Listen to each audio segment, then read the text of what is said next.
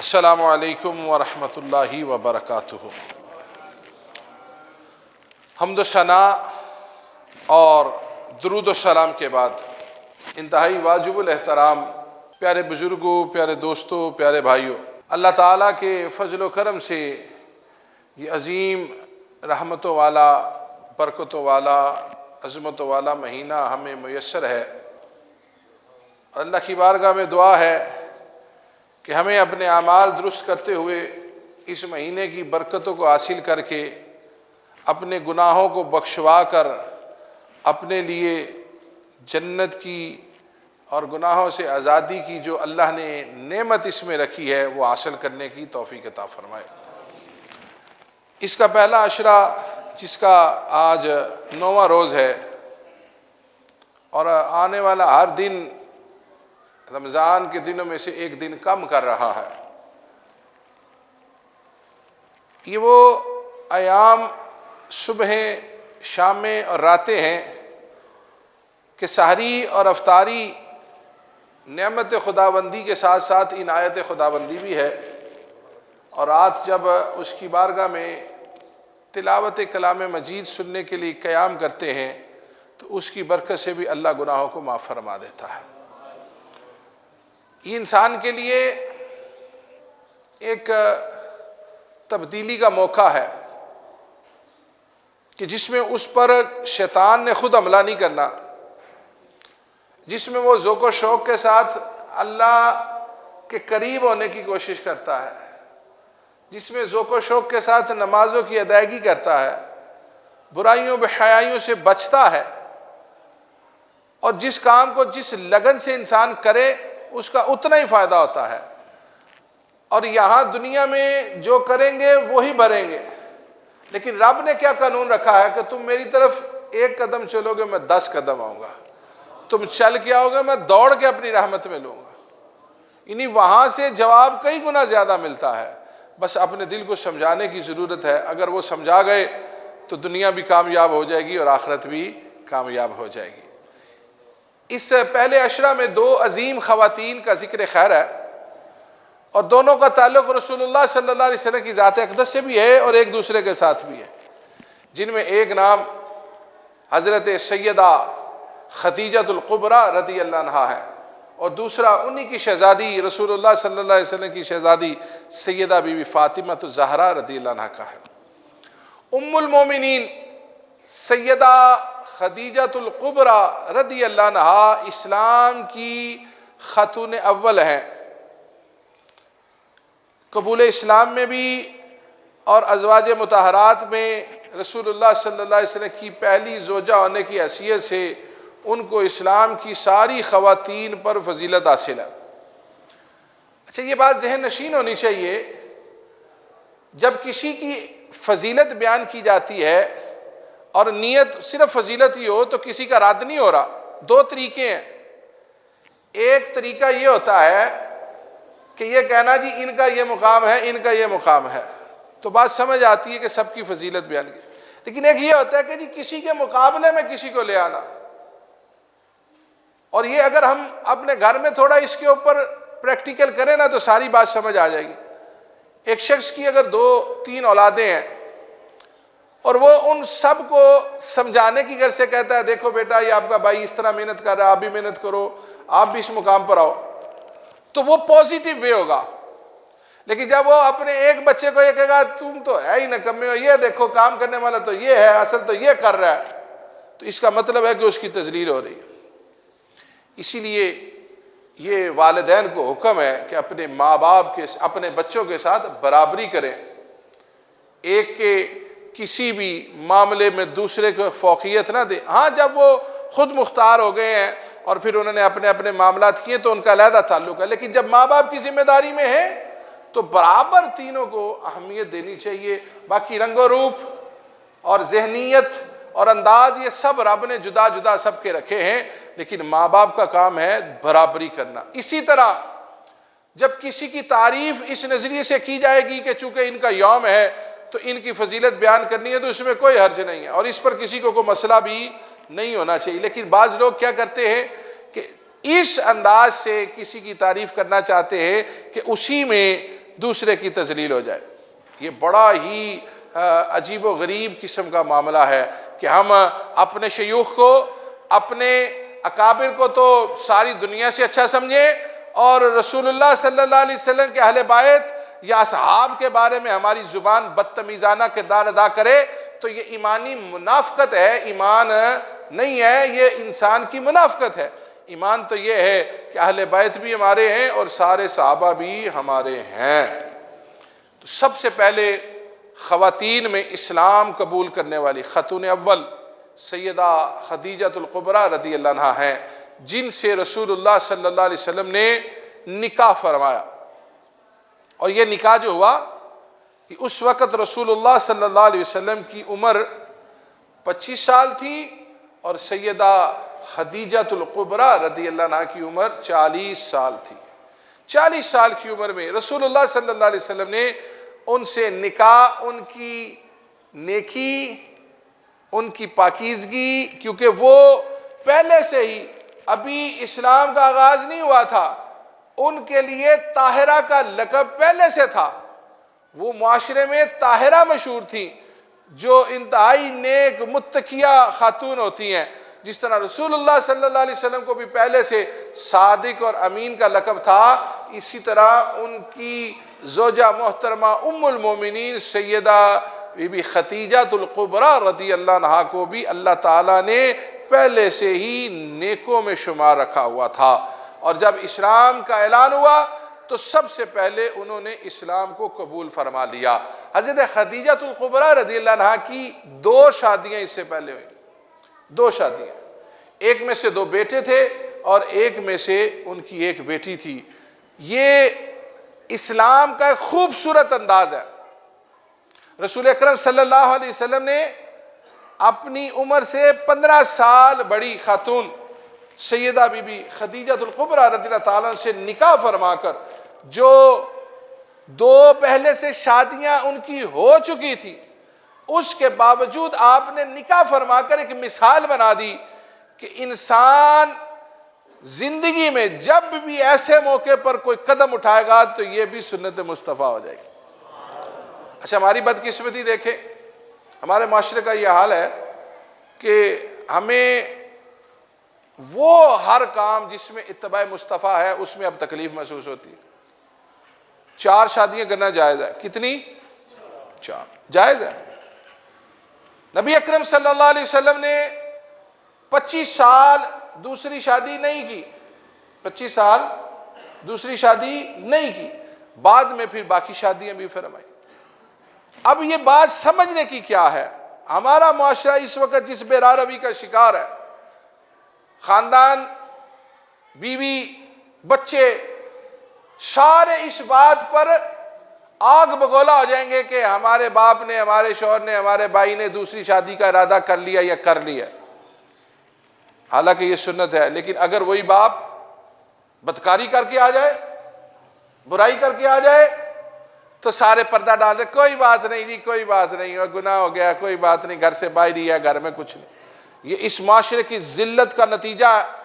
اس کے نتیجے میں ذلت مل رہی ہے کہ جس کام کو رسول اللہ صلی اللہ علیہ وسلم نے پسند فرمایا اس کو توڑ دو، اور جو حرام کام ہے اس کے اوپر سارے راضی ہو جاتے ہیں۔ ہمارے آقا صلی اللہ علیہ وسلم نے مثال قائم کی۔ پہلا نکاح سیدہ خدیجہ الکبریٰ رضی اللہ عنہا سے کیا، جنہوں نے اپنی 25 سالہ رفاقت کی زندگی میں اپنا مال، اپنا سب کچھ رسول اللہ صلی اللہ علیہ وسلم پر قربان کر دیا۔ ابھی نکاح نہیں ہوا تھا تو آپ کی پاکیزگی، آپ کی صداقت، آپ کی امانت کا ذکر سن کے حضرت خدیجہ الکبریٰ رضی اللہ عنہا نے آپ سے یہ گزارش کروائی کہ میں آپ کو اپنا مال دے کر بھیجنا چاہتی ہوں، آپ میرا مال بھی فروخت کریں۔ اور جب اس سفر میں آپ گئے تو حضرت خدیجہ الکبریٰ رضی اللہ عنہا نے اپنا ایک غلام بھی ساتھ مدد کے لیے روانہ کر دیا کہ یہ آپ کے کام بھی کرے گا۔ اب وہ جو غلام تھا وہ سفر کے لیے ساتھ ساتھ تھا، تو وہ کیا کیا منظر دیکھتا تھا۔ اس نے دیکھا کہ جہاں جہاں دھوپ آتی تھی فرشتے رسول اللہ صلی اللہ علیہ وسلم پر سایہ کر دیا کرتے تھے۔ پھر ایک مقام پر نبی اکرم صلی اللہ علیہ وسلم نے شام میں ایک درخت کے نیچے قیام کیا تو وہاں پر ایک راہب نستور جس کا نام تھا وہ آ گیا۔ نبی اکرم صلی اللہ علیہ وسلم کے ساتھ جو خاتم تھا میسرہ، اسے کہنے لگے، وہ راہب کہنے لگا، دیکھیں کیسی بات ہے کہ وہ راہب ہے جو اسلام کے اندر نہیں ہے ابھی، ہاں جی یہودی ہے، لیکن رسول اللہ صلی اللہ علیہ وسلم کی نشانیاں جانتا۔ آج مسلمان ہو کے رسول اللہ صلی اللہ علیہ وسلم کی عظمتیں بھولا ہوا ہے۔ اس کی تباہی کی وجہ ہی ساری یہ ہے کہ اس نے نبی اکرم صلی اللہ علیہ وسلم کی عظمتوں کو پس پشت ڈالنے کی کوشش کی۔ وہ یہودی ہو کر اس نے دیکھا کہ یہ جو شخصیت یہاں پر آ کے بیٹھی ہیں، کہنے لگے یہ کون ہے؟ اس راہب نے کہا، نستور راہب نے نبی اکرم صلی اللہ علیہ وسلم کے ساتھ جو خادم تھا، پوچھا یہ کون ہے؟ وہ کہنے لگے کہ یہ عرب کے بڑے ہی دیانتدار، نیک، پاک باز شخصیت ہیں، ان کا تعلق قریش سے ہے۔ تو راہب نے کہا کیا ان کی آنکھ میں کوئی لال رنگ کی ڈوری ہے؟ کہا ہاں وہ تو ہر وقت رہتی ہے۔ وہ کہنے لگا سنو، یہ طبقات ابن سعد، یہ اللہ کے پیغمبر ہیں اور آخری رسول ہیں۔ وہ پہلے سے لوگوں کو پتا تھا، آج کے مسلمان نام نہاد کو، منافق کو اور گھٹیا انسان کو، پلے درجے کے منافق کو نہیں سمجھ آتی نبی اکرم صلی اللہ علیہ وسلم کی شان۔ میں کوئی لحاظ نہیں ہے مجھے ان سے، بڑی ادب کی زبان ہے پھر بھی، لیکن جو رسول اللہ صلی اللہ علیہ وسلم کا گستاخ ہے اس سے بڑا دنیا میں ذلیل کمینہ کوئی ہے ہی نہیں۔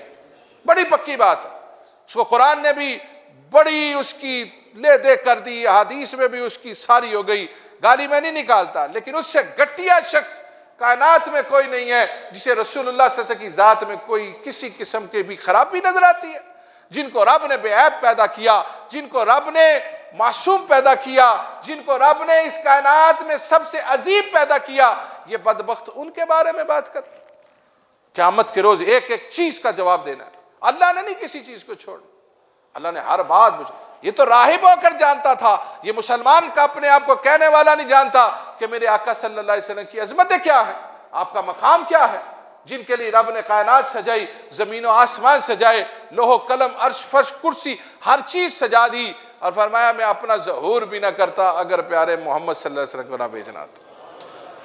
حضرت خدیجہ الکبریٰ رضی اللہ عنہا نے جب یہ سفر کا سارا معاملہ سنا تو پھر آپ نے پیغام بھیجا نکاح کا پیغام کسی کے ذریعے عورت بھی بھیج سکتی ہے، یہ کوئی اس میں پریشانی کی بات نہیں ہے، لیکن طریقہ ٹھیک ہو، طریقہ خراب نہ ہو، طریقہ ٹھیک ہو تو پیغام بھیجا جا سکتا ہے۔ جب جناب ابو طالب کو پیغام ملا اور رشتہ منظور ہو گیا تو رسول اللہ صلی اللہ علیہ وسلم کا نکاح کر دیا گیا۔ خطبہ نکاح بھی جناب ابو طالب نے پڑھایا۔ یہ اس دور کی بات ہے جب اسلام کا اعلان نہیں ہوا تھا، اس لیے اس کو موضوع بنا کے کسی قسم کی بحث کی ضرورت ہی نہیں ہے، کیونکہ جو باتیں اسلام کے اعلان ہونے کے بعد کی ہیں اور جو پہلے کی ہیں ان میں کوئی مطابقت نہیں ہو سکتی۔ جب اسلام کا اعلان ہی نہیں ہوا تھا، اب جناب ابو طالب ہیں یا حضرت امیر حمزہ رضی اللہ تعالیٰ عنہ ہیں، سارے ہی ایک خاندان کا حصہ تھے۔ یہ چونکہ میں ضمناً ایک بات ہے جس کا ایک علیحدہ موضوع ہے، اس کو طرف میں ابھی نہیں جا سکتا، لیکن یہ یاد رکھے کچھ لوگ اس بات پر بھی زور دیتے چونکہ جی انہوں نے آپ کا نکاح پڑھایا تھا تو اس وقت تو اسلام کا آغاز ہی نہیں تھا، اس لیے اس میں کسی چیز کی امپلیمنٹیشن بعد کی بات پہ نہیں ہوتی ہے۔ نبی اکرم صلی اللہ علیہ وسلم پر جب پہلی وحی نازل ہوئی تو رسول اللہ صلی اللہ علیہ وسلم جب گھر تشریف لائے تو بڑی اضطراب کی حالت تھی، فرمایا مجھے چادر اوڑھ دو، مجھے چادر اوڑھ دو۔ جب آپ پر چادر حضرت سیدہ خدیجہ الکبریٰ رضی اللہ عنہا نے ڈالی تو آپ نے کیا فرمایا؟ فرمایا مجھے اپنی جان کا ڈر ہے۔ بخاری شریف کی حدیث ہے 3 نمبر پر عرض کرتی ہیں آپ نہ ڈریں، یہ چونکہ ساتھ رہتی تھی اور معاملات دیکھتی تھی تو ان کو ساری باتیں واضح تھی، فرمانے لگی آپ کو کوئی ڈر نہیں ہے، اللہ تعالیٰ آپ کو ہر مشقت سے بچائے گا، بے شک آپ صلہ رحمی کرتے ہیں، اہل قرابت سے عمدہ سلوک کرتے ہیں، درد مندوں کی دستگیری کرتے ہیں، محتاجوں کی مدد کرتے ہیں، مہمان نوازی کرتے ہیں اور مصیبت زدہ کی امداد فرماتے ہیں۔ اور یہ امام بخاری علیہ رحمہ کی یہ حدیث ہمیں بتاتی ہے کہ اگر اللہ کا فضل پانا ہے تو اپنے اندر یہ اوصاف بھی پیدا کر لے، غریبوں کی مدد کرے، یتیموں سے شفقت کرے، بیواؤں کی مدد کرے۔ نبی اکرم صلی اللہ علیہ وسلم نے ان سب کا خود عمل بھی کیا ہے اور اس کا حکم بھی فرمایا ہے۔ حضرت خدیجہ الکبریٰ رضی اللہ تعالیٰ عنہ سے رسول اللہ صلی اللہ علیہ وسلم کی کیا محبت تھی، فرماتے ہیں یہ اس وقت مجھ پر ایمان لائیں جب اوروں نے میرا کفر کیا، انہوں نے میرے ساتھ اس وقت اپنے مال سے مدد کی جب مال موجود نہیں تھا، اللہ تعالیٰ نے مجھے ان کے بطن سے اولاد دی ہے۔ اور حضرت خدیجہ الکبریٰ رضی اللہ تعالیٰ عنہ کے بارے میں حضرت ابو ہریرہ رضی اللہ عنہ فرماتے ہیں جبرائیل امین علیہ السلام حاضر ہوئے، عرض کرتے ہیں یا رسول اللہ صلی اللہ علیہ وسلم یہ جو آ رہی ہیں نا بی بی خدیجہ الکبریٰ رضی اللہ عنہ، ان کے پاس سالن بھی ہے اور کھانا بھی ہے، جب یہ آئیں تو ان کو میری طرف سے اور رب کی طرف سے سلام پیش کر دیجئے اور انہیں خوشخبری دے دے کہ اللہ تعالیٰ انہیں بشارت عطا فرما رہا ہے جنت میں ایک گھر کی جو بہت ہی آرام دہ ہے۔ اللہ تعالیٰ خود بشارت عطا فرما رہا ہے۔ اور رسول اللہ صلی اللہ علیہ وسلم نے بھی ہمیشہ سیدہ بی بی خدیجہ الکبریٰ رضی اللہ عنہ سے بے پناہ محبت فرمائی، اور یہ ان کے وصال کا یوم ہے کل 10 رمضان المبارک، اور حضرت سیدہ بی بی فاطمہ رضی اللہ عنہ کے وصال کا یوم تھا 3 رمضان المبارک۔ یہ پہلے عشرے میں ان 2 عظیم خواتین کا اس دنیا سے جانا ہوا، اور حضرت سیدہ فاطمہ الزہرا رضی اللہ عنہ جب آپ رسول اللہ صلی اللہ علیہ وسلم بالکل علیل تھے اور اس دنیا سے جانے کا وقت قریب تھا تو آپ تشریف لائیں، تو آپ نے ان کے کان میں کوئی بات کہی سیدہ بی بی فاطمہ رضی اللہ عنہ کے، تو وہ رونے لگ گئیں۔ جب روئیں تو رسول اللہ صلی اللہ علیہ وسلم نے دوبارہ ان کے کان میں کوئی بات کہی تو وہ مسکرانے لگ گئے۔ 2 روایات ہیں، فرمایا ایک میں جو بعد میں انہوں نے جواب دیا کہ نبی اکرم صلی اللہ علیہ وسلم نے فرمایا کہ میں اس دنیا سے جانے والا ہوں، میں رونے لگ گئی، پھر فرمایا فکر نہ کرو سب سے پہلے آپ مجھ سے ملیں گی، تو میں خوش ہو گئی۔ اور دوسری حدیث میں ہے، فرمایا اس سال جبرائیل امین علیہ السلام نے 2 مرتبہ قرآن مجید کا دور کیا ہے، اس سے لگتا ہے کہ اب دنیا سے جانے کا وقت آ گیا۔ تو سیدہ بی بی فاطمہ رضی اللہ عنہ رونے لگ گئیں، جب روئیں تو آپ نے فرمایا پریشان نہ ہو، تم میرے ساتھ محبت کرتی ہو، میں تم سے محبت کرتا ہوں، اللہ نے تمہیں جنت کی خواتین کا سردار بنا دیا ہے۔ حضرت حذیفہ رضی اللہ تعالیٰ عنہ گھر سے نکلے ہیں، ماں نے کہا کدھر جا رہے ہو؟ عرض کی اماں جی رسول اللہ صلی اللہ علیہ وسلم کی بارگاہ میں اپنی بخشش کی دعا کروانے کے لیے جا رہا ہوں اور سلام پیش کرنے جا رہا ہوں۔ فرمایا پھر میرا بھی سلام کہو اور میری بخشش کی بھی دعا کرواؤ۔ چلے گئے، سارا دن وہاں پر موجود رہے، کہا کچھ نہیں۔ رات ہوئی، رسول اللہ صلی اللہ علیہ وسلم جب اپنے آستانہ اقدس کی طرف جانے لگے پیچھے چلنا شروع کر دیا۔ جب پیچھے چلے تو نبی اکرم صلی اللہ علیہ وسلم نے پوچھا کون ہے؟ خاموش۔ فرمایا انت حذیفہ؟ جی یا رسول اللہ صلی اللہ علیہ وسلم، کس لیے آئے ہو؟ خاموش۔ فرمایا اللہ تجھے بھی بخش دے، تیری ماں کو بھی بخش دے۔ اور پھر فرمایا سنو حذیفہ، یہ ایک فرشتہ کھڑا ہے، یہ اللہ کی طرف سے اجازت لے کر میرے پاس آیا، اس نے اللہ کی بارگاہ میں کہا یا اللہ میں نبی اکرم صلی اللہ علیہ وسلم کی بارگاہ میں سلام پیش کرنا چاہتا ہوں۔ تو اللہ تعالیٰ نے اس کو سلام کی اجازت بھی دی ہے، اپنا سلام بھی بھیجا ہے اور پیغام بھی بھیجا ہے۔ ہم بھی اللہ کے اس عمل کی اتباع کرتے ہوئے جب کوئی حاجی صاحب حج کے لیے جاتے ہیں، عمرے کے لیے جاتے ہیں، تو ہم بھی کہتے ہیں جناب ہمارا بھی سلام پیش کر دینا، ہماری بھی عرضی پیش کر دینا کہ حضور ہم گناہ گاروں پر بھی کرم فرما دیجئے، ہمیں بھی در پر بلا لیجئے۔ جی یہ رب نے بھی پیغام بھیجا کہ جاؤ میرے محبوب کی پاس جا رہے ہو، میرا سلام بھی پیش کرنا اور میرا پیغام بھی پیش کرنا۔ جی یا رسول اللہ صلی اللہ علیہ وسلم، اللہ تعالیٰ فرما رہا ہے کہ آپ کی شہزادی سیدہ بی بی فاطمہ الزہرا رضی اللہ عنہا جنت کی خواتین کی سردار ہے، اور ان کے دونوں شہزادے امام حسن و حسین جنت کے جوانوں کے سردار ہیں۔ نبی اکرم صلی اللہ علیہ وسلم نے فرمایا جس نے ان سے محبت کی اس نے مجھ سے محبت کی، اور فرمایا ان کا نام فاطمہ اس لیے ہے کہ ان سے محبت کرنے والوں کو اللہ دوزخ کی آگ سے آزادی دے دیتا ہے۔ نبی اکرم صلی اللہ علیہ وسلم نے ہمیشہ سیدہ بی بی فاطمہ زہرا رضی اللہ عنہا سے انتہا کی محبت فرمائی۔ جب وہ آتی تھی رسول اللہ صلی اللہ علیہ وسلم کھڑے ہو جاتے تھے، ماتھے پہ بوسہ دیتے تھے، ہاتھ پہ بوسہ دیتے تھے، اپنی جگہ پر بٹھاتے تھے۔ جب آپ ان کے گھر تشریف لے جاتے وہ بھی کھڑی ہو جاتی، آپ کے ہاتھ پر بوسہ دیتی، آپ کو اپنی نشست پر بٹھاتی تھی۔ پھر ایک موقع آیا، حضرت علی المرتضیٰ رضی اللہ تعالیٰ عنہ نے سیدہ بی بی فاطمہ زہرا رضی اللہ عنہا سے کہا کہ تھک جاتے ہیں، کیوں نہ جا کر رسول اللہ صلی اللہ علیہ وسلم سے ایک خادم لے لیا جائے۔ جب وہ گئیں تو خادم مانگنے کی ہمت نہ ہوئی، خاموشی سے واپس آ گئیں۔ رات رسول اللہ صلی اللہ علیہ وسلم تشریف لے آئے، فرمایا بیٹی آپ آئی تھی، کوئی حاجت تھی؟ خاموش رہی۔ پھر دوبارہ پوچھا تو عرض کرتی ہیں یا رسول اللہ صلی اللہ علیہ وسلم، حضرت علی المرتضیٰ رضی اللہ تعالیٰ عنہ سارا دن پانی نکالتے ہیں، میں چکی پیستی ہوں، ان کے سینے میں درد ہے، میرے ہاتھوں پر چھالے پڑ گئے ہیں، تو آپ سے گزارش یہ تھی کہ آپ جو خادم آئے ہوئے ہیں ان میں سے ایک خادم ہمیں بھی عطا فرما دیں۔ ایک خادم، کتنے خادم؟ کن سے مانگنے گئی؟ رسول اللہ صلی اللہ علیہ وسلم سے۔ رسول اللہ صلی اللہ علیہ وسلم ان کے والد گرامی بھی ہیں، رسول اللہ صلی اللہ علیہ وسلم بھی ہیں، والد گرامی بھی ہیں۔ ایک خادم کا سوال تھا، آج کسی باپ سے بیٹی کہے اور اس کی ہمت میں ہو، وہ سب کچھ لوٹا دیتا ہے، وہ تو کائنات کے والی تھے، ساری کائنات کے خزانوں کی چابیاں تھی۔ بیٹی نے ایک غلام مانگا، رسول اللہ صلی اللہ علیہ وسلم نے غلام نہیں عطا فرمایا۔ میں یہ بات کیوں سمجھانا چاہتا ہوں کہ آقا صلی اللہ علیہ وسلم نے انکار فرمایا ہے کہ بیٹا آپ کو غلام نہیں مل سکتا۔ کسی کی جرت ہوتی ہے کوئی بات کرنے کی؟ رسول اللہ صلی اللہ علیہ وسلم نے انکار کیا۔ قانون تھا کہ یہ غلام جو ہیں یہ صحابہ صفا کے معاملات کے لیے ہیں۔